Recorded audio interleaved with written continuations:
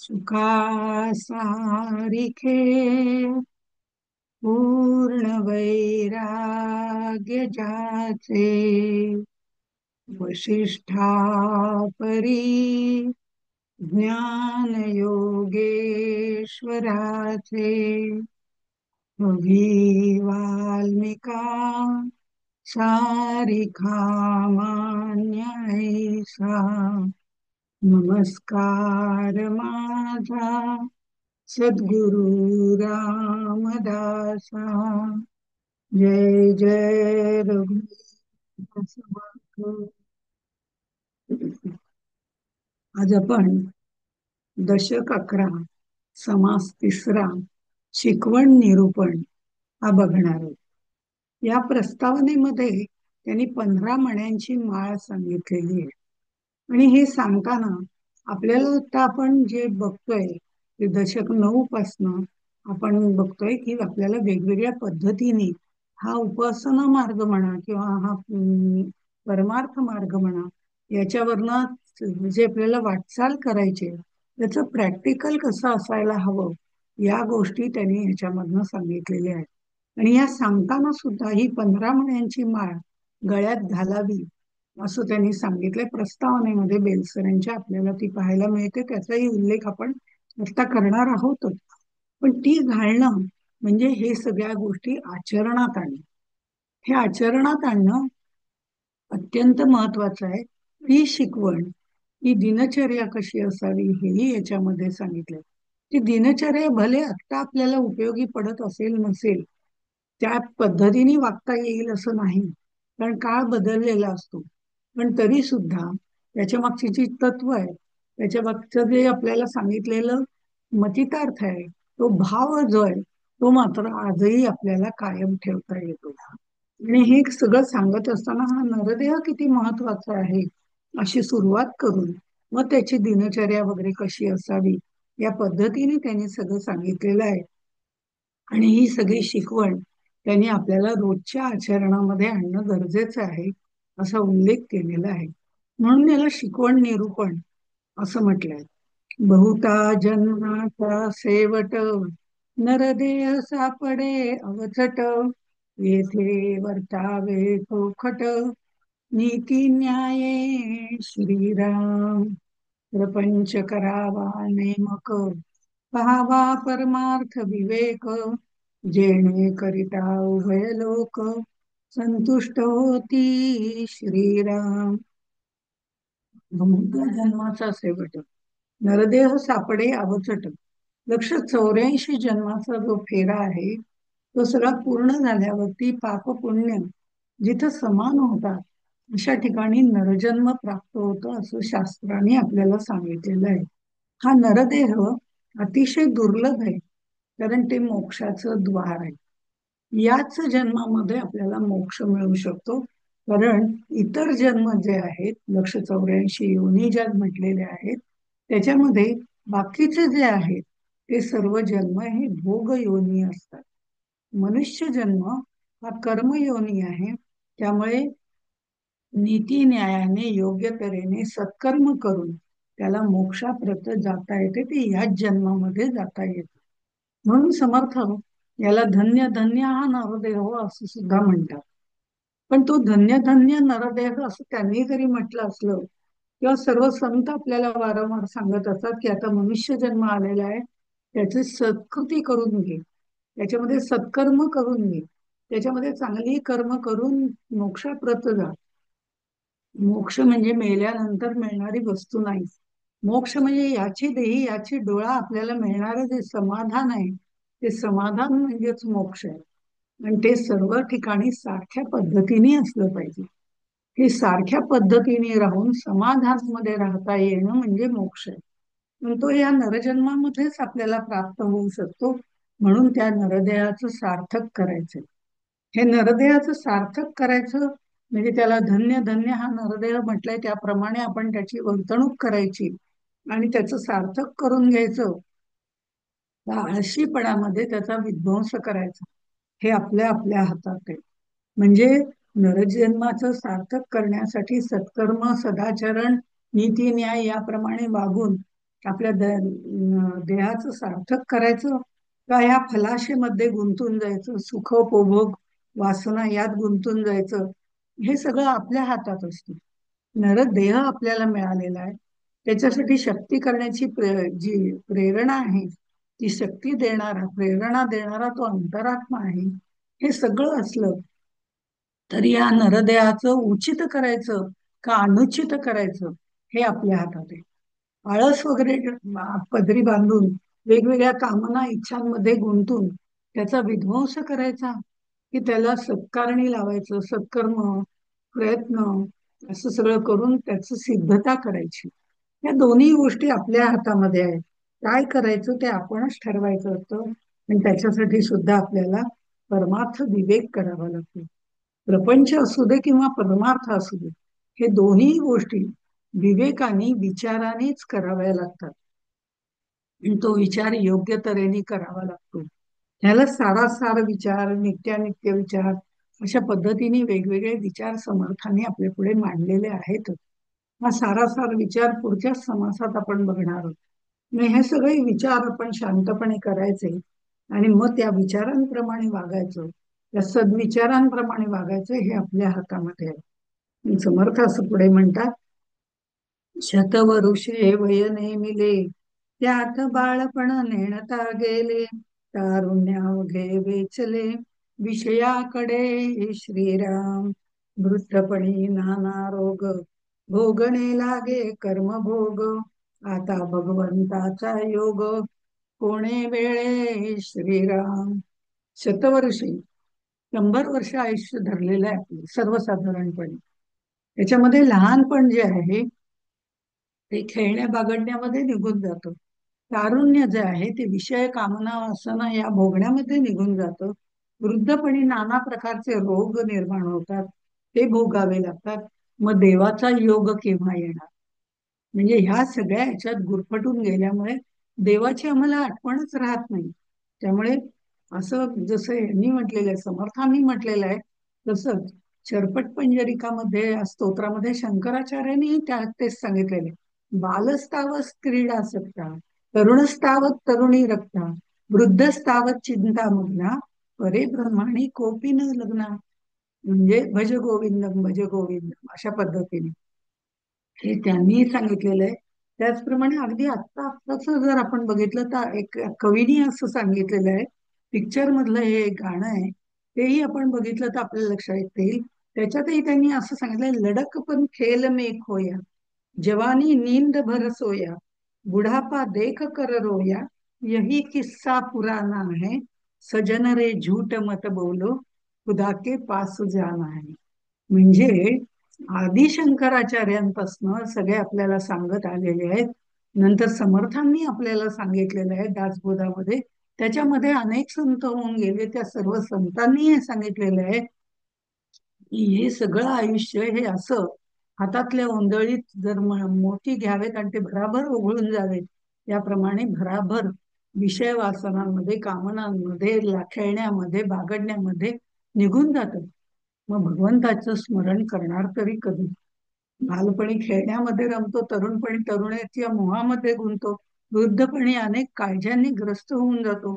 मग जन्मभरात तुला परब्रह्माची आठवण काढायला वेळ तरी कधी मिळणार? फुरसत तरी कधी मिळणार? ती काढावी लागते. भगवंताची आठवण काढ, त्याचा आसरा घे.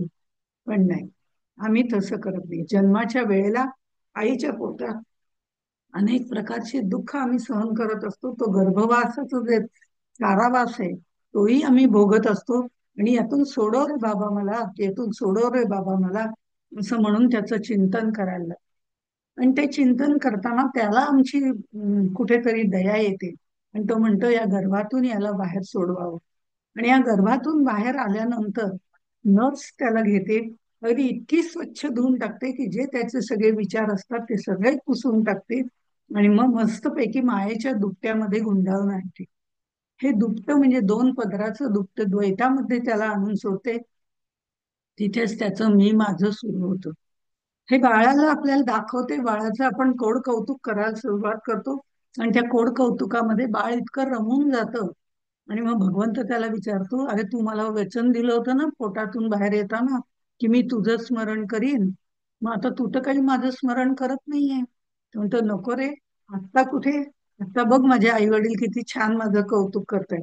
ते मला थोडं मोठं होऊ दे ना. थोडं मोठं झाल्यावर म्हणतो, आत्ता कुठे तुझं भजन करू?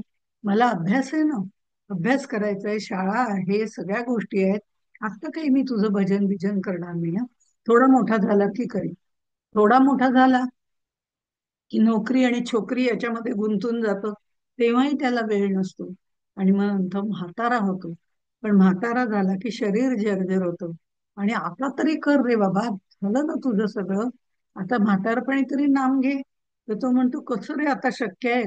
आता काही बोलताच येत नाही. आता तोंडाचं झालंय बोळकं, डोळ्यांनी काही दिसत नाही. राम राम म्हणायला लागलं तर लांब लांब असं होत आहे. आता म्हातारपण तुझं नाव घेण्यात तरी काय अर्थ आहे रे? शेवटी मरणापर्यंत पोचतो.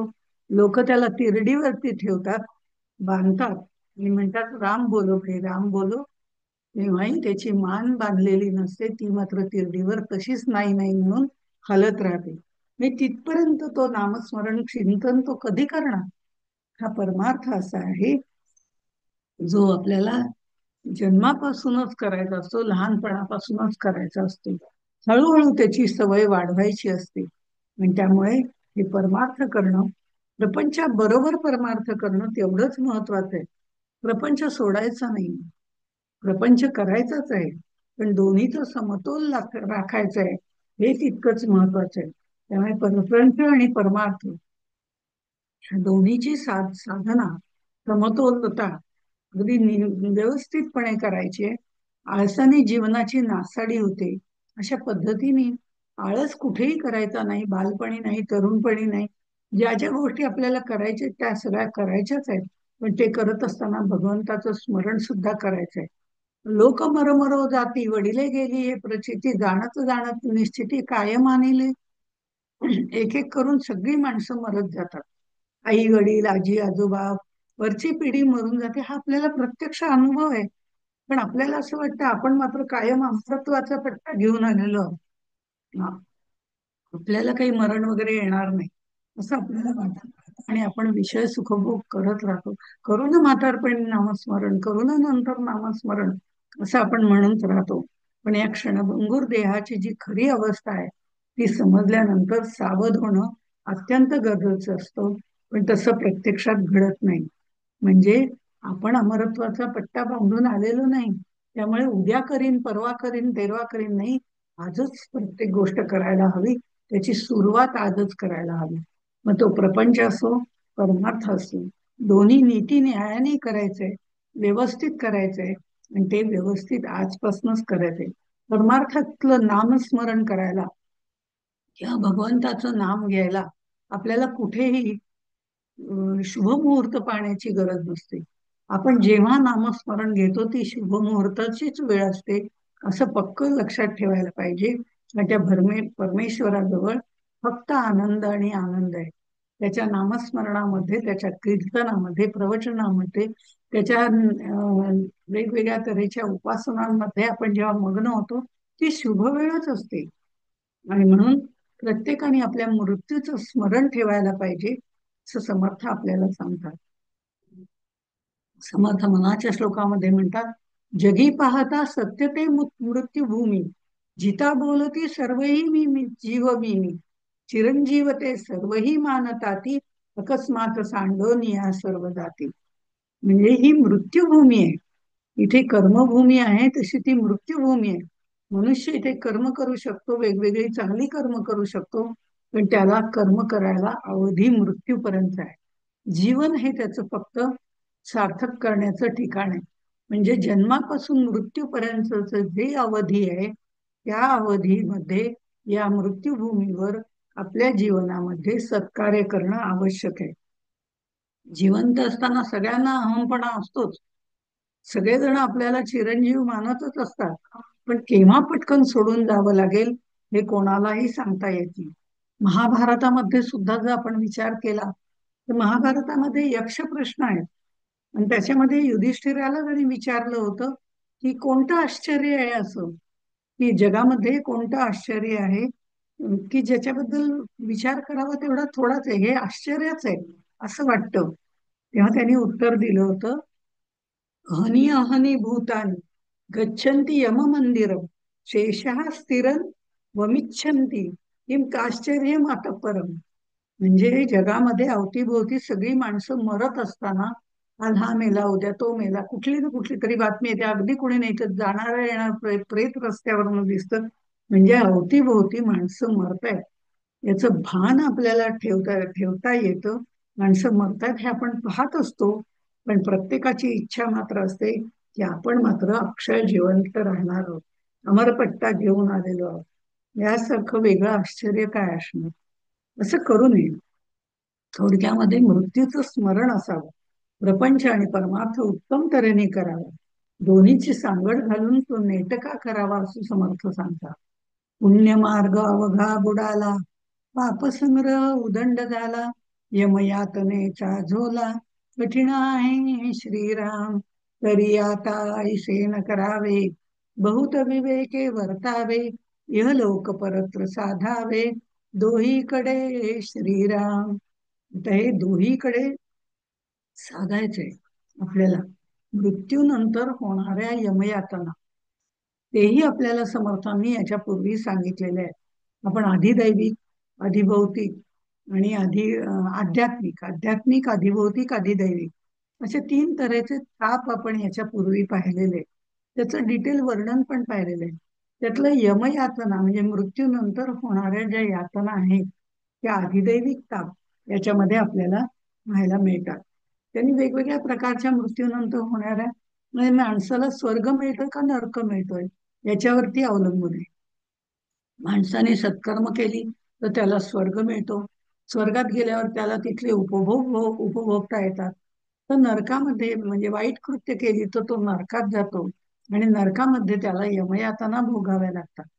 अशा पद्धतीने आपल्या शास्त्रामधनं या गोष्टी सांगितलेल्या आहेत. अनेक संत महंत आपल्याला या गोष्टी पटवूनही देत असतात. पण खरोखरच आपल्या दृष्टीतनं विचार केला तर मेलेली व्यक्ती आपल्याला सांगायला कुठे येते की मला ना असं असं मी वाईट कृत्य केली होती, त्याच्या यमयातना भोगाव्या लागल्या आणि त्या यमयातना हे अशा प्रकारच्या होत्या, तेही सांगायला कोणी येत नाही. या चांगलं कृत्य केलं म्हणून मला स्वर्गातले हे उपभोग भोगता आले हेही सांगायला कोणी येत नाही. म्हणजे स्वर्ग सुख कसं आहे किंवा यमयातना कशा आहेत याच्याबद्दल आपल्याला सांगायला उपभोगणारे कोणी येऊ शकत नाही. पण म्हणून कोणावर विश्वासच ठेवायचा नाही असं नाही. संतांनी शास्त्राप्रमाणे आपल्याला सांगितलेले आहे. आपल्या जीवनात आपण नियमाने वागावं, चांगल्या पद्धतीने वागावं, सत्कर्म करावी, चांगल्या गोष्टी कराव्यात, वाईट गोष्टींपासून दूर राहावं, आपलं जीवन उज्ज्वल करता यावं. हे सगळं या दृष्टिकोनातून संतांनी आपल्याला सांगितलेलं आहे. जसं लहान मुलाला एखादी गोष्ट करू नये म्हणून बाबुलबुवाची भीती दाखवली जाते आणि बाबुलबुवा हा काही नसतोच खरा म्हणजे, पण येईल बरं का तो असं म्हटल्यावर ते मूल ते वाईट कृत्य करत नाही. हे जसं आहे तसं आपल्याला सुद्धा लहान मुलांसारखं संतांनी आपल्याला ही भीती घालून दिली की आपल्याला ह्या यमयातना भोगण्यापेक्षा स्वर्ग उपभोग घ्यायला आवडतील. त्यामुळे आपण सत्कर्म करावं. आपण जेणेकरून निष्काम कर्म करून नीतीने वागावं, योग्य तऱ्हेने आचरण करून प्रपंच आणि परमार्थ दोन्ही आघाड्यांवर यशस्वी व्हावं. इहलोक आणि परलोक किंवा अरत्र आणि परत्र या दोन्ही गोष्टी इथलं पण साध्य करावं. पुढे गेल्यावर स्वर्गात सुख पण उपभोगावं. अशा पद्धतीने ह्या सगळ्या गोष्टी आपल्याला करता याव्यात. संतांनी आपल्याला या सर्व गोष्टी सांगितलेल्या आहेत. त्याच्यावर आपण विश्वास ठेवावा. त्यात आपलं नुकसान नक्कीच नाही. आपण केलं तर त्या भीतीने का होईना पण सत्कर्मच करू आणि ते सत्कर्म आपल्याला पुढे उपयोगी येणार आहे. मानवी जीवनामध्ये दोन अंग आहेत, एक प्रपंच आहे आणि एक परमार्थ आहे. या दोन्हीचा समतोल साधण्यासाठी हे दोन्हीचा जेव्हा समतोल साधला जातो तेव्हा जीवनामध्ये सौंदर्य निर्माण होतं. हे सौंदर्य जीवनाचं त्याच्यामध्येच साठवलेलं आहे. कारण कुठलीही गोष्ट जर आपल्याला सौंदर्यपूर्ण चांगली व्यवस्थित करायची असेल तर ती सुंदरता त्याला देण्यासाठी आपल्याला एक प्रकारचा घाट त्याला द्यावा लागतो. एक प्रकारचं चलन वलन त्याला द्यावं लागतं, वळण द्यावं लागतं. कुंभाराला मातीचं मडकं करताना आतून बाहेरून आतून त्याला हात फिरवावा लागतो, बाहेरून थापल्या द्याव्या लागतात. असं करून ते सुंदर मडकं त्याचं तयार होतं. पण हे सुंदर मडकं होण्यासाठी बाहेरून थापत्याही द्याव्या लागतात, आतून आधारही द्यावा लागतो. या जशा गोष्टी आहेत तसं संसाराला सुद्धा एक प्रकारचे यमनियम असावे लागतात, काही बंधनं असावी लागतात, काही कष्ट करण्याचं सामर्थ्य असावं लागतं. म्हणजे आपल्याला सोनाराकडे जाऊन बांगडी बनवायची असेल तर त्यातलं डिझाईन आपल्याला ठरवावं लागतं. त्याच्यात काय डिझाईन करायचे, फुलं करायचे वरती, मग त्याच्यावरचं अंतर किती पाहिजे, या सगळ्याचा समतोल आपल्याला आखावा लागतो. ते डिझाईन त्याला तयार करण्यासाठी कशा पद्धतीचा घाट हवा हे त्याला सांगावं लागतं. आयुष्याला सुद्धा वळण देण्याकरता एक प्रकारचा यमनियमांचा घाट घालावा लागतो. कसंही वागा, कुठेही वागा, काहीही करा, वेळेचं बंधन नाही, कशाचंच बंधन नाही, तर ते जीवन विस्कळीत होऊन जातं. थोडंफार शिथिल करणं वेगळं, पण बंधनामध्ये असणं, एक ठराविक वेळी उठणं, ठराविक वेळी झोपणं, ठराविक वेळी अभ्यास करणं, ठराविक वेळी ठराविक जेवण घेणं, अशा सगळ्या गोष्टी जर आपण केलं तर आयुष्य जे आहे ते मनुष्य देहाचं सौंदर्य आहे, जीवनाचं सौंदर्य आहे. ही शिस्त, नियम, सुंदर वळण त्या जीवनाला लावायला हवं. माणसाच्या आयुष्यामध्ये अनुशासन नसेल, शिस्त नसेल, तर ते जीवन विस्कळीत होऊन जातं. प्रपंच हा प्रत्येकालाच करावा लागतो. स्वतःचा प्रपंच करावा लागतो, कुटुंबाचा प्रपंच करावा लागतो, समाजाचा प्रपंच करावा लागतो. पण ह्या प्रपंचाचा समतोल प्रत्येकाला राखावा लागतो. त्यातील व्यवहार किंवा कर्तव्याचा भाग जो आहे, जबाबदारी आहे, ती उत्तम रीतीने पार पाडली तर प्रपंच यशस्वी होतो. पण प्रपंच हे काही नरदेहाचं उद्दिष्ट नाहीये. पण तरीही प्रपंच व्यवस्थित व्हावा म्हणून 15 मण्यांची माळ गळ्यात घालावी असं समर्थांनी याच्यामध्ये आपल्याला सांगितलेलं आहे. त्याच्यामध्ये प्रपंच आणि परमार्थ दोन्हीचा समतोल राखावा. हे आजही उपयोगी पडणार आहे. आळसामुळे जीवनाची नासाडी होते, हेही उपयोगी पडणार आहे. सकाळी लवकर उठावे, कुणाचं फुकटचं खाऊ नये, त्यामुळे आपल्याला मेंढेपणा येतो. गोडवाणीने लोकांना खुश ठेवावं. आपल्या व्यवसायाचं आपल्याला उत्तम ज्ञान असायला पाहिजे, नाही तर कोणी आपल्याला फसवून जातं. त्यामुळे जबाबदारीने तिथे वागायला हवं. अडचणीत आलेल्या माणसाला मदत करावी. अशा या गोष्टी त्यावेळेला सांगितल्यात. मग त्यावेळेच्या ह्या गोष्टी आता काय उपयोगाच्या असं म्हणता येत नाही. त्याच्यामागची ही जी तत्व आहेत ती आजही आपल्याला उपयोगी पडणारी आहेत, जेणेकरून आपला प्रपंच व्यवस्थित चालणार आहे, व्यवस्थित राहणार आहे. हा प्रपंच समर्थ सांगतात करायला, पण प्रपंच हे काही नरदेहाचं उद्दिष्ट नाहीये, ते साध्य पण नाहीये. तर परमार्थ हे साध्य, हे उद्दिष्ट आहे. त्यामुळे समर्थ म्हणतात प्रपंच करावा नेटका. तो नेटका करायला सांगतात, कारण नेटका करता फिका होत जातो. त्याच्यामध्ये गुंतून जाऊ नका. तो व्यवस्थित करा, चांगल्या पद्धतीने करा, प्रेमाने करा, चांगल्या तऱ्हेने करा, शिस्तीने करा. या सगळ्या गोष्टी आहेत, तो नेटका कर. पण या श्रेष्ठ नरदेहामध्ये प्रपंच आणि परमार्थ या दोन्ही गोष्टींवरती, या दोन्ही आघाडींवरती यशस्वी होण्याकरता प्रयत्न पाहिजे, विवेक पाहिजे, विचार पाहिजे, कष्ट पाहिजे, आळसाचा त्याग करायला पाहिजे असं समर्थ सांगतात. प्रपंचामध्ये आहे तसंच परमार्थात सुद्धा या सगळ्या गोष्टी आपल्याला कराव्याच लागतात. पण या समासामध्ये समर्थ आपल्याला प्रपंचाबद्दल आधी सांगतायत. त्यामुळे ते म्हणतात, आळसाचे फळ रोकडे, जांभया देऊन निद्रा पडे, सुख म्हणून आवडे आळसी लोका श्रीराम, साक्षेप करिता कष्टती, पुढंतु पुढे सुरवाडती, खाती जेवती सुखी होती, यत्ने करुनी श्रीराम. समर्थ प्रयत्नवादाचे पुरस्कर्ते, त्यांना आळस ही गोष्ट अजिबात आवडत नाही. त्यामुळे आळसाला आळस करावा, आळसाचा आळस करावा असं ते म्हणतात. म्हणजे आळसाला कायम दूर ठेवावं. जेवढा आपण आळस करू तेवढं आपलं नुकसान आहे प्रत्येक गोष्टीमध्ये. मग ती गोष्ट कुठलीही असू दे, प्रपंचाची असू दे, परमार्थाची असू दे. आळशीपणाचा त्यांना अगदी तिटकार आहे. म्हणून ते म्हणतात आळसाचा आळस करावा.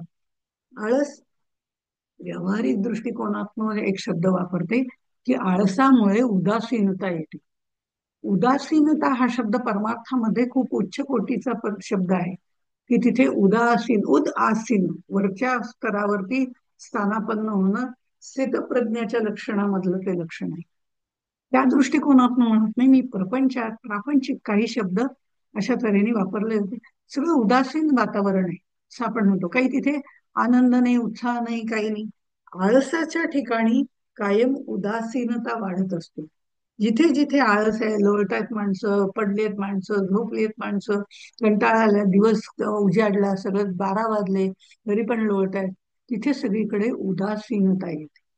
ही उदासीनता जी येते त्यामुळे कुठलाही उत्साह वाटत नाही. आणि एकदा लोळत पडलं, एकदा झोपावंसं वाटलं की सतत झोपावंसंच वाटतं, लोळत पडावंसं वाटतं. आणि त्याच्यातच आनंद वाटायला लागतो. वा, आज इतकं छान दिवसभर लोळत पडले होते आणि लोळत पडले होते, त्याच्यातच सुख मानायला सुरुवात होते. आणि मग प्रत्येक वेळेला आळसाचाच पुरस्कार केला जातो आणि मग त्या माणसाला कुठलीही गोष्ट करायला उत्साह येत नाही. आजचं काम तो उद्यावर ढकलायला सुरुवात करतो. साहजिकच त्याला कष्ट करण्याची सवय राहत नाही, त्याला ते पटतही नाही. आणि मग अशा लोकांच्या मध्ये दारिद्र्य अंगामध्ये पडतं. असं म्हणजे या लोकांना निश्चितपणे दारिद्र्य येईल. कष्ट करायचे नाही, काही करायचं नाही, तेव्हा मग काहीच करायचं नाही. अशा माणसाला जर काहीच करायचं नसताना दारिद्र्यच अंगात पडणार, त्याला काही मिळवताच येणार नाही. मग त्याला बाहेर जाऊन ना अभ्यास करता येणार नाही. त्याला तो कष्टाने लोळतच पडला तर अभ्यास नाही, अभ्यास नाही त्यामुळे नोकरी नाही, नोकरी नाही त्यामुळे पैसा नाही. अशी सगळी मालिका एका पाठोपाठ एक लागत जाते. आणि मग तो मात्र त्यावेळेला काय करतो? आपल्या भाग्याला दोष देतो. आमचं भाग्यच तसं, तुमच्या भाग्यातच नाही असं म्हणून रडायला सुरू, म्हणजे रडत खडत आयुष्य जगायला सुरुवात करतो. पण ह्याच्याऐवजी सुरुवातीपासून आपल्या आयुष्याला एक वळण दिलं, चांगल्या पद्धतीने वळण दिलं, वेगवेगळे कष्ट करण्याची शरीराला सवय दिली, किंवा अभ्यासाची सातत्याने, अभ्यास म्हणजे पारमार्थिक असू दे, प्रापंचिक असू दे, वेगवेगळ्या गोष्टींचं ज्ञान मिळवण्याची शक्ती असू दे, या प्रत्येक ह्याच्यामध्ये ज्या वेळेला आपण एखादी गोष्ट करायला सुरुवात करतो त्या सुरुवातीला आपल्याला त्रास होतो. सुरुवातीला आपल्याला ते जमत नाही. सुरुवातीला आपल्याला कष्ट घ्यावे लागतात. पण आधी कष्ट मग फळ, असं समर्थ सांगतात. सुरुवातीला आपल्याला कष्ट झाले तरी हळूहळू एक एक गोष्ट आपल्याला साध्य होते. कारण मनुष्याला परमेश्वराने बुद्धीचं वरदान दिलेलं आहे. हे बुद्धीचं वरदान फक्त मनुष्याला दिलेलं आहे. त्या आपल्या प्रयत्नाने तो या सगळ्या गोष्टी मिळवू शकतो. वेगवेगळे प्रयत्न करून वेगवेगळ्या गोष्टी शिकू शकतो. अनेक तऱ्हेच्या गोष्टी शिकलेल्या गोष्टी कुठेही वाया जात नाही. कुठे ना कुठेतरी, कधी ना कधीतरी त्या उपयोगी पडतात. त्यामुळे सातत्याने शिकत राहणं, सातत्याने अभ्यास करत राहणं, सातत्याने आपल्या शरीराचं बल वाढवण्याकरता क्रीडा खेळणं, म्हणजे बल म्हणा किंवा योग म्हणा किंवा व्यायाम म्हणा, या गोष्टी करणं. जसं समर्थांनी त्याचा फक्त पुरस्कार केलेला नाही, त्यांनी स्वतः या सर्व गोष्टी करून आपल्याला दाखवलेल्या आहेत. तर बलही असणं आवश्यक आहे, बलवान असणं माणूस आवश्यक आहे. कारण शरीर बलवान असेल तर बाकीच्या सगळ्या गोष्टी आपल्याला करता येतात, नाहीतर त्या करणं पण अवघड असतं. त्यामुळे ह्या सगळ्या गोष्टी आपल्याला प्रयत्नाने साध्य होतात. पण ते प्रयत्न, ते कष्ट करण्यासाठी आपल्याला आळस झटकून द्यावा लागतो, आळसाला दूर करावं लागतं. आणि मग हे सगळ्या प्रयत्नांनी अनेक गोष्टी आपल्याला साध्य होतात. आणि जीवनामध्ये आपल्याला श्रेयस जे काय आहे, श्रेयस जे आहे प्रपंचासाठी लागणारं, परमार्थासाठी लागणारं, आणि श्रेयस म्हणजे अतिशय उत्तम अशा गोष्टी आपल्याला प्राप्त होतात. पण त्यासाठी आधी कष्ट मग फळ, हे महत्वाचं आहे. साक्षेप करती ते कष्ट ती, प्रयत्न करतात, कष्ट घेतात, ते पुढे सुखी होतात. आणि खाती जेवती सुखी होती यत्ने करून. सगळे कष्टामुळे, सगळे प्रयत्नामुळे आपल्याला जे जे काही प्राप्त करायचे ते सगळं प्राप्तही प्रपंचामध्येही करतात. आणि परमार्थामध्येही करणारे लोक आहेत, त्यांना सुद्धा यज्ञ तो देव जाणावा, प्रयत्न हा देव, परमार्थ सुद्धा म्हणावा इतका सोपा नाही. प्रपंचासारखं नाहीये, प्रपंचापेक्षा परमार्थ अवघड आहे. आणि परमार्थामध्ये सुद्धा प्रयत्न हे करावेच लागतात. नुसतं आत्ता करीन, मग करीन, मी करीन, मी नंतर करीन, असं म्हणून कुठलीही गोष्ट होत नाही. केल्याने होत आहे रे, आधी केलेची पाहिजे. हे करावं लागतं. नुसतं बोलणारेही बरीच लोक आहे, मी असं करणार आहे, मी तसं करणार आहे, मग अमकं झालं की तमकं करणार आहे. पण प्रत्यक्ष करणं, नुसत्या हवेत गप्पा मारणं, यातही फरक आहे. अशा पद्धतीने समर्थाने सांगितलेलं आहे. त्यामुळे या सगळ्या गोष्टी ज्या वेळेला आपल्या आचरणात यायला सुरुवात होते, त्यावेळेला तो प्रपंच नेटका होतो. त्याच्याबरोबर परमार्थही आपल्याला करायला सुरुवात करता येते. या दोन्ही गोष्टींची उत्तम सांगड आपल्याला घालता येते. फक्त आळसाचा त्याग करावा, आळसाचा आळस करावा, असं ते म्हणतात.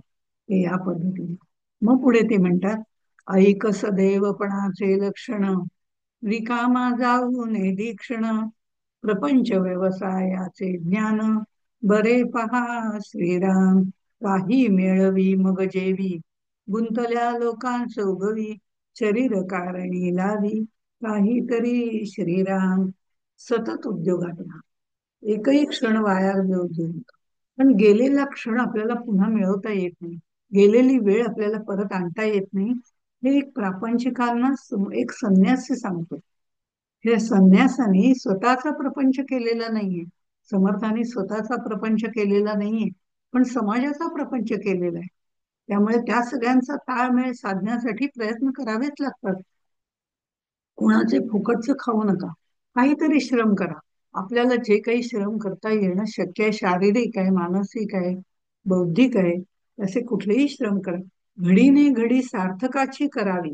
सतत काही ना काहीतरी सार्थकी वेळ लावा, वेळ वाया घालवू नका. अशा पद्धतीने त्यांनी आपल्याला सांगितलंय. आणि हे सगळं सांगत असताना जसा प्रपंच आहे तसा परमार्थही आपल्याला करायचा आहे. त्यामुळे ते सांगताना ते असं म्हणतात, प्रपंची पाहिजे सुवर्ण, परमार्थी पंचीकरण, महावाक्यांचे विवरण, करिता सुटे श्रीराम, कर्म उपासना ज्ञान, येणे राही समाधान, परमार्थाचे जे साधन, तेची ऐकत जावे श्रीराम.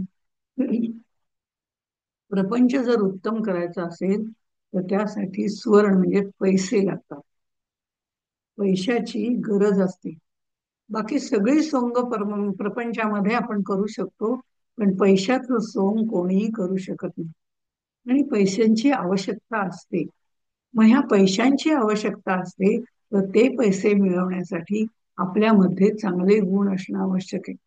आपल्यामध्ये वेगवेगळ्या प्रकारचं ज्ञान असणं आवश्यक आहे. हे सगळं वेगवेगळ्या प्रकारचं ज्ञान असेल, चांगली बुद्धी तल्लक असेल, कष्ट करण्याची तयारी असेल, तर पैशाला कधीही कमी पडणार नाही.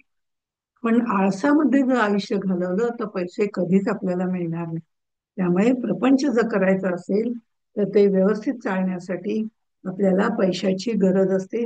आणि पैशाची गरज पूर्ण करण्याकरता आपल्याला अनेक प्रकारचं ज्ञान मिळवणं गरजेचं आहे. कष्ट करणं प्रपंचासाठी आवश्यक आहे.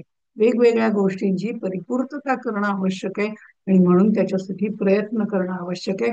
आळसाचा त्याग करणं गरजेचं. हे जसं आहे तसं परमार्थी पंचीकरण, परमार्थ ज्या वेळेला करायचा आहे त्यावेळेला आपल्याला पंचीकरणाची गरज आहे.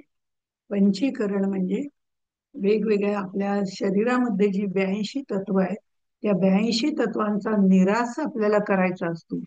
हा निराश बुद्धीच्या पातळीवरती करायचा असतो. हा बुद्धीच्या पातळीवरती ज्या वेळेला निराश करायचा असतो, मनाच्या पातळीवरती निराश करायचा असतो, त्यावेळेला या सगळ्यातनं अलिप्तता येणं गरजेचं आहे. ही अलिप्तता आपल्याला येण्यासाठी हा जो दशक आहे, भीमदशक, त्याच्यामध्ये आपल्याला ही अलिप्तता इथे सांगितलेली आहे. आणि त्यामुळे ती अलिप्तता येण्यासाठी मनावर नियंत्रण पाहिजे. मनावर नियंत्रण करून देहावर नियंत्रण करता आलं पाहिजे. आणि हे सगळं पंचीकरण जे करायचंय, कारण सगळी सृष्टी जी निर्माण झालेली आहे ही पंचीकरणापासून निर्माण झालेली आहे. याच्याबद्दल आपण शाब्दिक दृष्ट्या सगळ्या गोष्टी पाहिल्या. हा देहही पंचमहाभूतांचा आहे, हे विश्वही पंचमहाभूतांचं आहे. हे जे पंचीकरण सगळं म्हणून एकत्र झालेलं आहे, कालवलेलं आहे, त्या सगळ्याचा निराश करायचा. ह्या करण्यासाठी कर्म मार्ग आहे, उपासना मार्ग आहे, ज्ञान मार्ग आहे. महावाक्यांचं विवरण कसं करायचं ते त्यांनी सांगितलेलं आहे. या सगळ्या गोष्टींचा वारंवार अभ्यास करावा लागतो. त्याचं सतत चिंतन मनन करावं लागतं. आणि हे चिंतन मनन निधिध्यासन या करण्यासाठी मन एकाग्र व्हावं लागतं. आणि हे मन एकाग्र होण्यासाठी समाधान असणं गरजेचं आहे. मनामध्ये जर अनेक प्रकारचे विचार चालू असतील तर मन एकाग्र होत नाही. मन एकाग्र करायचं असेल तर मनाला समाधानी ठेवणं गरजेचं आहे. असं झालं का बावा छान झालं, तसं झालं का बावा छान झालं. जे काही झालं ते उत्तम झालं आणि जे काही झालं ते परमेश्वर इच्छेने झालं. अशा पद्धतीने मनाची धारणा करावी लागते. या सगळ्यासाठी सुद्धा कष्ट नाही का पडणार? या सगळ्यासाठी सुद्धा प्रयत्न नाही का करावे लागणार? या सगळ्यासाठी साधना करावी नाही का लागणार? मग ही साधना करण्यासाठी हे पंचीकरण कसं करायचं, हे सगळे विचार कसे मांडायचे, तो सारासार विवेक कसा करायचा, या वासना कशा क्षीण करत जायचं. आपल्या मनामध्ये अनेक प्रकारच्या इच्छा निर्माण झालेल्या असतात. हे पाहिजे, ते पाहिजे, ते पाहिजे, हे सुटतच नाही. एक संपलं की दुसरी इच्छा प्रगट होते. या सगळ्या इच्छा प्रगट होतात. हळूहळू संसार नेटका करताना प्रपंचाचं जर त्याला प्रपंचाच्या मागे जर परमार्थाची जोड त्याला असेल तर आपोआप मिळणाऱ्या प्रत्येक गोष्टीमध्ये आपल्याला समाधान मिळतं. आणि हे छोटं छोटं समाधान आपल्याला जीवनामध्ये सौंदर्य बघायला शिकवतं. ज्या वेळेला आपण समाधानी असतो तेव्हा उगवता सूर्य बघितला तरी आपल्याला आनंद होतो. झाडं बघितली तरी आपल्याला आनंद होतो. अनेक साध्या साध्या क्षुल्लक गोष्टीतनं आपल्याला आनंद घ्यायची एक इच्छा निर्माण होते. आणि हा आनंद, बाहेरचा आनंद आपल्यामध्ये साठवण्याची जी सुरुवात होते तीच म्हणजे आपल्या परमार्थाची सुरुवात आहे. प्रत्येक गोष्टीमधला आनंद मग तो वेगवेगळ्या प्रकारचा असतो. तो घेतला पाहिजे. आपल्या आतच आपला आनंद असतो. तो आपल्या आतनं आपला आनंद आपण बाहेर निर्माण करायचा असतो, लोकांना द्यायचा असतो. आपण ज्या वेळेला आनंदी असतो तेव्हा आपल्या आजूबाजूचं वातावरण आनंदी असतं. आपण जेव्हा चिडचिड करत असतो, आपण जेव्हा चिडलेलो असतो, आपण जेव्हा रागावलेलो असतो, काम क्रोध वगैरे यांनी भरलेलं असतो, आजूबाजूचं वातावरण ढवळलं जातं. प्रपंचामध्ये सुद्धा समाधान पाहिजे. परमार्थातही समाधान पाहिजे. प्रपंचातही कष्ट करायचे, परमार्थातही कष्ट करायचे. प्रपंचातही आपल्याला आहे त्या वस्तूंमध्ये आनंद घेता आला पाहिजे. तसंच तो आनंद दुसऱ्याला देता आला पाहिजे. परमार्थामध्ये सुद्धा आपला आनंद आपल्या आत आहे. तो आपला आनंद सच्चिदानंद स्वरूप जो परमेश्वर आहे तो आनंद रूपच आहे. त्याच्याकडे दुःख नाहीच आहे. त्यामुळे भगवंत आपल्याला कुठलंही दुःख देऊच शकत नाही, कारण त्याच्याकडे दुःख नाहीच आहे. ते दुःख किंवा जे वाईट वाटणं, जे भोग आहेत हे आपल्याला भोगावे लागतात. ते आपल्या कर्मामुळे आपण काहीतरी कर्म चुकीचं केलेलं असतं, त्याचे भोग आपल्याला भोगावे लागतात, म्हणून आपल्याला दुःख येत असतं. अन्यथा आपल्याला दुःख येण्याचं काही कारण नाही. म्हणून आपल्याला सत्कर्म करायला इथे सांगितलेलं आहे. आणि हे सगळं करत असताना हे दृश्य विश्व आहे ते अशाश्वत आहे, याची सातत्याने जाणीव ठेवेल. आज मी आहे, उद्या आहे का नाही माहित नाही. जसं प्रत्येक गोष्ट जी आहे ती नश्वर आहे. तिचा आत्ता उपभोग आहे त्याच परिस्थितीमध्ये उपभोग घ्यायला शिका, त्यातनं आनंद घ्यायला शिका. जीवनाची मालकी जी आहे ती हळूहळू परमेश्वराकडे देऊन टाका. करतेपणाचा अभिमान ठेवू नका. मी करते असं जे अभिमान असतो तो अजिबात अभिमान ठेवू नये. पण मी करत नसते, करणारा तो वेगळाच असतो. माझ्याकडून तो करवून घेत असतो ही भावना ठेवा. आणि मला माझ्याकडून तो करवून घेतोय हे माझं भाग्य आहे. अशा पद्धतीने जेव्हा आपण मनाची धारणा ठेवतो त्यावेळेला त्याला समाधान मिळतं. हे स्थूल सूक्ष्म कारण महाकारण विराट हिरण्यगर्भ अव्याकृत मूळ माया असे जे 8 देह आहेत आणि नंतर प्रकृती आणि पुरुष, या सर्वांचा निराश केल्याशिवाय आपल्याला परब्रह्मापर्यंत जाता येत नाही. आणि तेच आपलं गंतव्य स्थान आहे. आणि म्हणून तिथपर्यंत जायचंय. प्रपंची पाहिजे सुवर्ण, परमार्थी पाहिजे पंचीकरण, महावाक्यांचे विवरण करता सुख. कर्म मार्ग, उपासना मार्ग, ज्ञान मार्ग हे सगळे कोणाला जो मार्ग योग्य असेल त्यांनी त्या त्या मार्गावरनं जावं. त्या त्या मार्गावरनं परमार्थाचं साधन करावं. तिथून ते जे जे मिळेल ते घेत जावं आणि या देहाचा निराश करावा.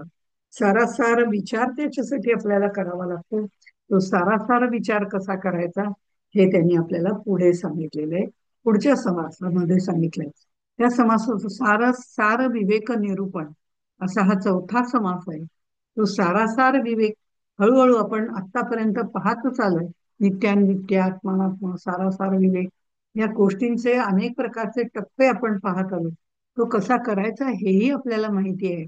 पण हळूहळू परमार्थामध्ये हा सारासार विचार, नित्यानित्य विचार, नित्य काय आहे, अनित्य काय आहे, सार काय आहे, असार काय आहे, आत्म काय आहे, अनात्म काय आहे, म्हणजे सगळ्याचा विचार करायचा आहे. काही पिंडाचा विचार आहे, काही ब्रह्मांडाचा विचार आहे. हा पिंड ब्रह्मांड दोन्हीकडे हा विचार आपल्याला करायचा असतो. त्यामुळे समर्थांनी या पहिल्या समासामध्ये आपल्याला सिद्धांत निरूपण मध्ये शाश्वत तत्व परब्रह्म आहे त्याबद्दल सांगितलं. त्यानंतर जे दुसऱ्याच्यात अशाश्वत जे आहे ते जगत ज्योती बद्दल सांगितलं. जगत ज्योती ही सुद्धा अशाश्वतच आहे, चंचल आहे. अंतरात्मा हा सुद्धा चंचल आहे असं सांगितलं. ब्रह्मसत्य जगन मिथ्या, हे ब्रह्मसत्य आहे आणि बाकीचं सर्व ब्रह्म सोडून जे बाकीचं सगळं आहे ते मिथ्या आहे. म्हणजे ते तात्पुरतं आम्हाला खरं वाटतं आणि ते खरं वाटतं म्हणून आम्ही त्याच्यामध्ये गुंतून जातो. पण जेव्हा आत्मज्ञान होतं त्यावेळेला लक्षात येतं की या सगळ्या गोष्टी मिथ्या आहेत, तात्पुरत्या आहेत, अशाश्वत आहेत. दुसऱ्या समासामध्ये चंचल अंतरात्म्याबद्दल सांगितलेले. अंतरात्मा हा सुद्धा देवच आहे असं त्यांनी म्हटलेलं आहे. पण हा देव थोरला देव नाही. परब्रह्म जे आहे ते थोरला देव. अंतरात्मा जो आहे तो मनुष्याच्या आतमध्ये आहे. पण त्याला सुद्धा चंचलत्व आहे. कारण असं आहे, जगत ज्योती, अंतरात्मा, मूळ माया ही सगळी एकाच ह्याची नावं, वेगवेगळी नावं आहेत. एकाच व्यक्तीची जशी वेगवेगळी नावं असावी त्याप्रमाणे ही वेगवेगळी नावं आहेत. पण निर्विकार परब्रह्म आणि अंतरात्मा याच्यात फरक आहे. हा सारासार विचार करताना आपल्याला हा फरक काय आहे हे बघणं महत्वाचं आहे. निर्विकार परब्रह्म हे शाश्वत आहे, तर त्या मानाने अंतरात्मा जर आपण बघितलं तर त्या तुलनेमध्ये अंतरात्मा चंचल आहे.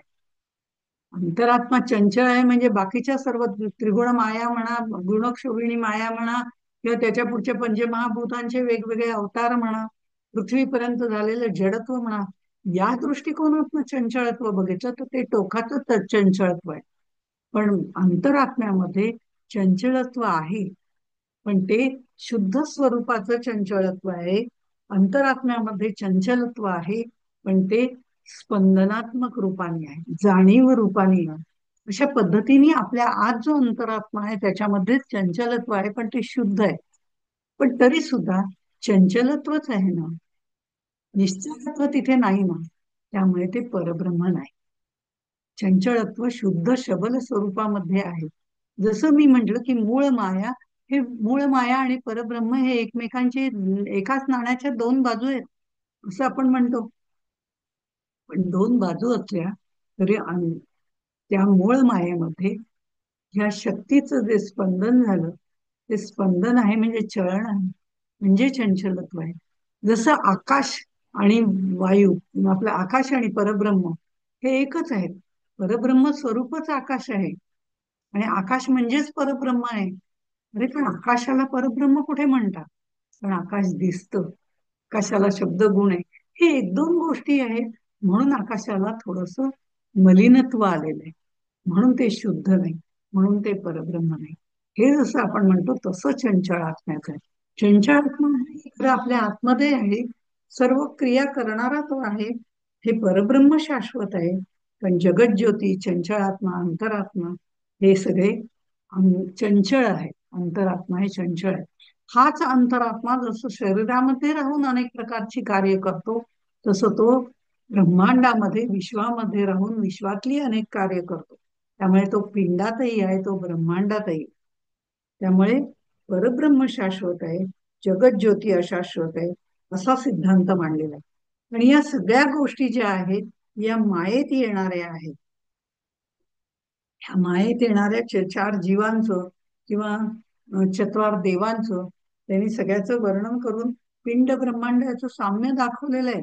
पण तरी सुद्धा याचा सारासार विचार आपल्याला करावा लागतो. ब्रह्मांडाचे चार देह, पिंडाचे चार देह यांचं सगळ्यांचं निरसन झाल्यानंतर मग आपल्याला एका ठराविक पातळीवरती यावं लागतं. या सगळ्याचा बुद्धीच्या पातळीवरती निराश करावा लागतो. हे विश्व असंच राहणार आहे, हे जग असंच राहणार आहे, त्यात काहीही बदल होणार नाही. आपल्या मनातून, आपल्या बुद्धीच्या पातळीवर या सगळ्याचा विचार करावा लागतो की हे सगळं शाश्वत नाही, अशाश्वत आहे. जे जे अशाश्वत आहे त्याचा बुद्धीचा आणि मनाच्या पातळीवरती निराश करावा लागतो. ह्याला पंचीकरणाचा निराश करणं असं म्हटलं जातं. पंचभूतांचं विवरण करणं असं म्हटलं जातं. आणि हे करण्यासाठी आपल्याला महावाक्यांचा उपयोग होतो. पिंड ब्रह्मांड असे 8 देह आपल्याला सांगितलेले आहेत. त्याच्यापैकी आपण पहिले 4 देह आपण वारंवार बघितलेले आहेत, नंतरचेही बघितलेले आहेत, त्याची माहितीही घेतलेली आहे. पण आपण म्हणताना असं म्हणतो महाकारण देह हा ज्ञानाचा देह आहे. पहिले 3 देह निरसन करणं आपल्या हातात आहे. शमदमादी संपत्ती, चित्तशुद्धी वगैरे करून आपल्याला तिथपर्यंत जाता येतं. पण महाकारण देहाचा आपल्याला निराश करताना सद्गुरूंचा हात धरावा लागतो. आणि मग सद्गुरू आपल्याला बाकीचे देह सुद्धा हळूहळू आपले स्थूल देहाचं निरसन करता करता विराट देहाचं निरसन व्हायला सुरुवात होते. अशा प्रकारे 8 देहांचं निरसन व्हायला लागतं. आणि मग आपल्या लक्षात येतं ब्रह्म म्हणजे निश्चळ, आत्मा अंतरात्मा तो चंचळ, द्रष्टा साक्षी केवळ, बोलिजे तया श्रीराम. हे प्रतिमा देव, अवतार देव, आणि नंतर आपण अंतरात्मा आणि मग परब्रह्म असा क्रम मागच्या वेळेस सांगितला होता. म्हणजे अंतरात्मा आणि परब्रह्म याच्यामध्ये फार अंतर नाही. पण फार अंतर नाही म्हणून दोघे एकच आहेत का, तर तसंही म्हणता येत नाही. आत्मा हा अंतरात्मा जो आहे हा शुद्ध स्वरूपात आहे, जीव चंचल आहे. पण या जीवाचं त्याला सीमितपण ज्या वेळेला येतं जेव्हा तो शरीरामध्ये बंदिस्त होतो, तो शांत होतो, त्यावेळेला जीवाचे काही गुण त्याला लागतात, जीवाची उपाधी त्याला लागते. ती उपाधी त्याला लागल्यावरती तो चंचल होतो. तो चंचल अंतरात्मा असं आपण म्हणतो. पण मुळामध्ये जो साक्षी रूपाने राहणारा आहे ते त्याच्यातलं चंचलत्व बाहेर पडल्यानंतर तो उपाधी रहित राहणार आहे, तो मात्र शुद्ध परमात्मा. आणि तो परमात्मा, ते ब्रह्म म्हणजे मी, हे आपल्याला या महावाक्यांमधनं हळूहळू कळायला लागतं. आत्मा शुद्ध स्वरूपात आहे, जीव चंचल आहे, त्याची उपाधी त्याला लागते. या पद्धतीने आपल्याला सांगितलंय. आणि जीवाच्या उपाधी लागल्यामुळे तो या सगळ्या बाकीच्या गोष्टीमध्ये मग्न होऊन जातो, आसक्त होऊन जातो आणि सुख दुःख भोगायला सुरुवात होते. हे चंचलत्व अंतरात्म्यामध्ये आहे, पण ब्रह्म निश्चळ आहे. अशा पद्धतीने त्यांनी वेगवेगळे प्रकारांनी सांगितले. जगत ज्योती म्हणजे मूळ मायेचंही तसंच आहे. त्या मूळ मायेपर्यंत आपल्याला जायचंय, त्या मूळ मायेचा हात धरूनच जायचंय. मायेचा हात धरून मायेच्या सान्निध्यात राहून मायेच्याच अनुषंगाने आपल्याला मूळ मायेपर्यंत जायचंय. ती शुद्ध आहे, ती थोडीशी शबल आहे, तिच्यात स्पंदन आहे म्हणून. पण त्या शुद्ध मूळ मायेपर्यंत जायचंय. त्याच्यासाठी या अन्य मायेचा हात धरावा लागतो. मग उपासना मार्ग, कर्म मार्ग, ज्ञान मार्ग, ह्या सगळ्या उपासना करताना आपल्यामध्ये माया आहेच ना. उपासना ह्या सगळ्या गोष्टी मायेमध्येच येणाऱ्या आहेत. मग आपल्याला ह्यांचा सगळ्याचा हात धरून तिथपर्यंत जायचंय. मग ज्या वेळेला आपण त्या शुद्ध मूळ मायेपर्यंत येतो तेव्हा परब्रह्म आपल्याला तिथे सद्गुरु रूपाने, सगुण रूपाने दिसतो. आणि त्याचं दर्शन आपल्याला तिथे झाल्यानंतर त्या मूळ मायेचा सुद्धा हात सोडून द्यावा लागतो आणि परब्रह्मापर्यंत जावं लागतं. हा मूळ मायेचा हात सोडायचा आहे आणि परब्रह्माचा हात धरायचा आहे. मग ती मूळ माया आपल्याला त्या परब्रह्माच्या स्वाधीन करते असं म्हटलं जातं. हे जे आहे या दोन ह्याच्यामध्ये एक शून्य आहे. काही वेळेला अडाणी लोक, अज्ञानी लोक या शून्यालाच ब्रह्म समजतात आणि तिथेच गटांगळ्या खात राहतात असं समर्थ आपल्याला सांगतात. पण इथे हे सगळं सांगताना ते म्हणतात कर्म मार्ग, उपासना मार्ग, ज्ञान मार्ग, सिद्धांत मार्ग, प्रवृत्ती मार्ग, निवृत्ती मार्ग, देवची चालवी श्रीराम. देवची चालवी म्हणजे इथे अंतरात्माच चालवते. हे सगळं जे आहे कर्म मार्गाने जायचं ठरवलं तरी कर्म करण्याची प्रेरणा देणारा तोच आहे. ज्ञान मार्गाने जायचं ठरवलं तरी ज्ञान मार्गासाठी अभ्यास करण्याची प्रेरणा देणारा तोच आहे. त्या प्रेरणा दिल्यानंतर, ती शक्ती दिल्यानंतर त्याचा उपयोग करण्याचं काम आमच्या हातात आहे. ते चांगलं वाईट कुठलं करायचं ते आमच्या हातात आहे. पण आम्हाला जर या मार्गावरनं जायचं असेल तर ती प्रेरणा देणारा, म्हणजे प्रेरणा म्हणजे ती शक्ती देणारा तो आहे. तो आतमध्ये बसलेला आहे, तो ती शक्ती आम्हाला देत असतो. आणि त्यांनी ती शक्ती, तोच जर आत नसेल, हे शरीर जे आहे ते शवरूप होतं. तो आत नसेल तर आपण काहीही करू शकत नाही. तो अंतरात्मा आपल्याला आतमध्ये या सगळ्या प्रेरणा देत असतो.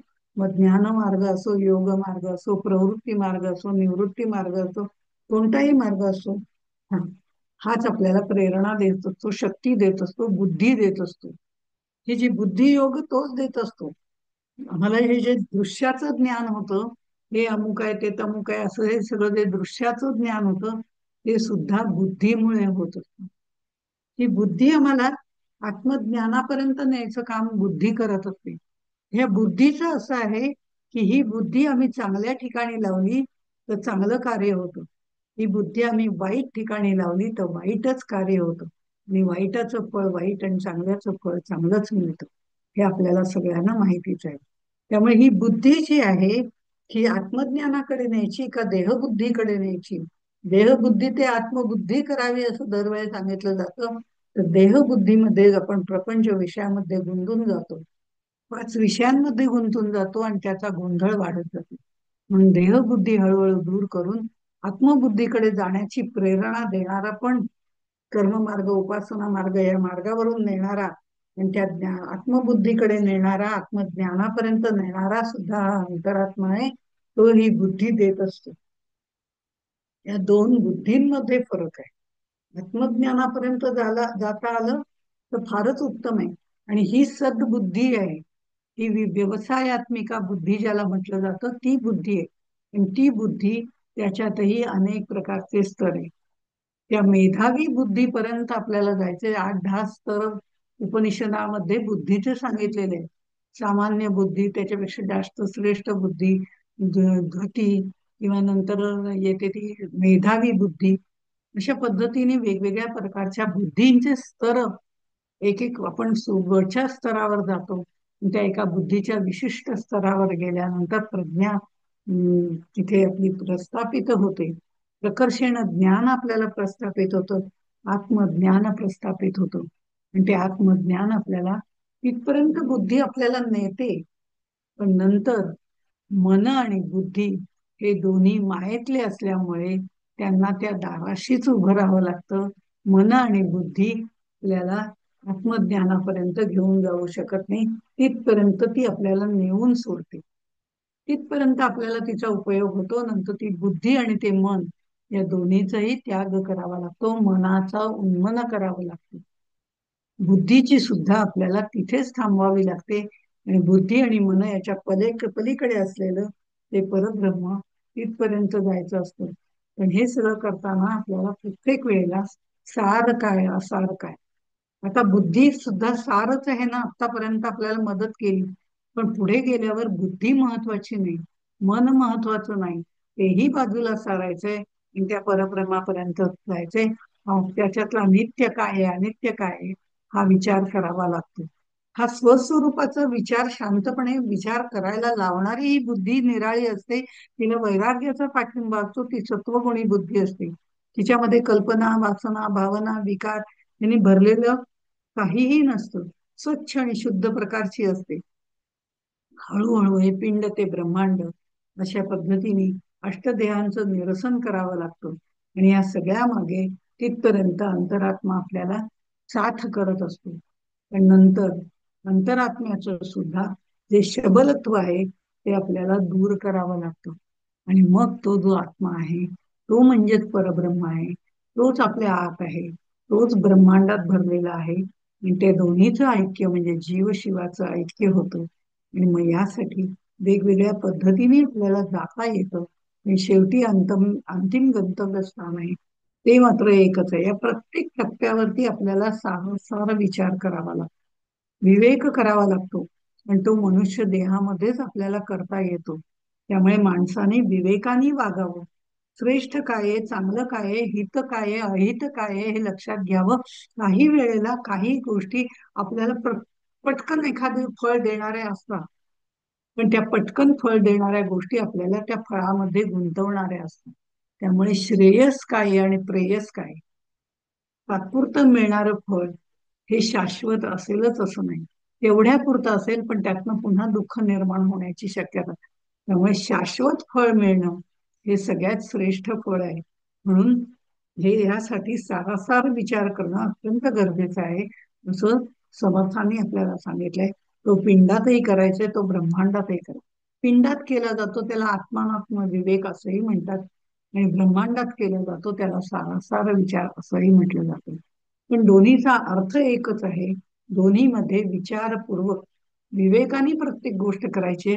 विवेक म्हणजे विंचून काढणे, चांगलं वाईट, चांगलं वाईट, चांगलं वाईट असं विचार करून विंचून काढून वाईट गोष्टी बाजूला करणं आणि चांगल्या गोष्टी घेणं, शाश्वत गोष्टी घेणं, हा याला सारासार विवेक असं म्हटलं जातं. समर्थ असं म्हणतात, जिथे परीक्षाच नाहीये तिथे हा सारासार विवेकच नाही. कायम भरकन काय मिळतंय ते घ्यायचं, भरकन काय मिळतंय ते घ्यायचं आणि असं साठवत जायचं. पण त्यामुळे आपलीच हानी होते. थोडा दूरचा विचार करून आपल्याला काही गोष्टी कराव्या लागतात. जेथे परीक्षेचा अभाव, तेथे देघाव देघाव, सगट सारिखा स्वभाव, लौंदपणाचा श्रीराम. लौंदपणाचा म्हणजे अडाणीपणाचा. घेव येतेची घ्यावे, घेव न येते सोडावे, उच नीच ओळखावे, या नाव ज्ञान श्रीराम. जाणत्याने ऐसे न करावे, सारतेची शोधून घ्यावे, असारते जाणून त्यागावे, वमक जैसे श्रीराम. समाजामध्ये जाणकार परीक्षा करणारे, योग्य काय अयोग्य काय हे जाणणारे फार कमी असतात. भरकन मिळतंय ते घेणारे जास्त असतात. यांना परीक्षा नाही, असे लोक, अडाणी लोक जे आहेत, ते एक घाव दोन तुकडे करून मोकळे होतात, पण त्यामुळे समाधान मिळत नाही. आणखीन इच्छा प्रगल्भ होते की हेही मिळावं, तेही मिळावं, तेही आपलं व्हावं, हेही आपलं व्हावं. समर्थ म्हणतात, रत्नांची परीक्षा आहे, अशा जाणकारा पुढेच रत्न ठेवावे लागतात. चांगला रत्न पारखी आहे, उत्तम रत्न पारखी आहे, त्याच्या पुढे नेऊन दोन नारळ ठेवले. ओले नारळ ज्याला आपण म्हणतो, पाणीवाले. त्याला विचारलं, ह्यातला पाणीवाला नारळ कोणता? तो म्हणाला, आता ह्यातलं काय मला कळतंय. पण तेच कोकणातला एखादा नारळवाला असेल तर तो सांगेल, ह्याच्यामध्ये पाणी जास्त आहे, ह्याच्यात कमी आहे, ह्याच्यात मलई जास्त आहे, ह्याच्यात पाणी जास्त आहे, असं तो सांगेल. कारण त्याला त्याची परीक्षा आहे. ज्याला ज्याची परीक्षा असते त्याची परीक्षा तो करू शकतो. मग ज्याला आत्मज्ञान प्राप्त झालेलं आहे, ते आत्मज्ञान जो जाणतोय, असा जो जाणता पुरुष आहे, परमार्थामध्ये ज्याच्याकडे जायला पाहिजे, तो आत्मज्ञानी पुरुष असला पाहिजे. त्या आत्मज्ञानी पुरुषाकडनं आपण सगळं शिकून घ्यायला पाहिजे. तो जाणत आहे, तो आपल्याला योग्य मार्गावरनं नेऊ शकतो. ज्या वेळेला प्रपंचामध्ये आपल्याला अनेक गोष्टी शिकायच्या असतील, डॉक्टरकी शिकायची असेल, तर आपल्याला डॉक्टरकडेच जायला हवं. संगणकातलं किंवा कम्प्युटर मधलं काही शिकायचं असेल तर त्याच्याचकडे जायला पाहिजे. अशा पद्धतीने त्या त्या ह्याच्यातला जाणता जो आहे त्याचेच पाय धरावे लागतात. त्या जाणत्याचे अनुभव शिकावे लागतात. हे जसं प्रपंचामध्ये आहे, त्याच्याबद्दल समर्थाने आपल्याला हे ज्ञान नव्हे श्रीराम अशा पद्धतीचे पूर्ण समास आपल्याला सांगितलेला आहे. इथे आत्मज्ञान शिकायचं असेल तर आपल्याला त्या जाणत्या पुरुषाकडे, म्हणजे काय घ्यायचं काय नाही, नित्यानित्य विचार कसा करायचा, सारासार विचार कसा करायचा, या सगळ्या गोष्टी त्याला माहिती असतात. आणि तो आपल्याला त्या मार्गावरून हात धरून नेतो. तो सद्गुरू असतो आणि तो आपल्याला त्या मार्गावरून नेताना ज्या काही अडचणी येतात त्या सद्गुरूशी आपल्याला बोलता येतात. आपण त्याच्याशी संवाद करू शकतो. आणि हा संवाद करण्यापर्यंत जेव्हा आपली स्तर येते, त्यावेळेला हा सारासार विचार करून तिथपर्यंत नेण्याचा मार्ग तो आपल्याला खुला करून देतो. म्हणून समर्थ पुढे असं म्हणतात, असो विवेके विण, बोलिले ती तुका शिण, कोणी एक श्रवण मनन, केलेची करावे श्रीराम. शेवटी सगळा विचार सांगून ते श्रवण मनन चिंतन निधिध्यासन आणि अभ्यास.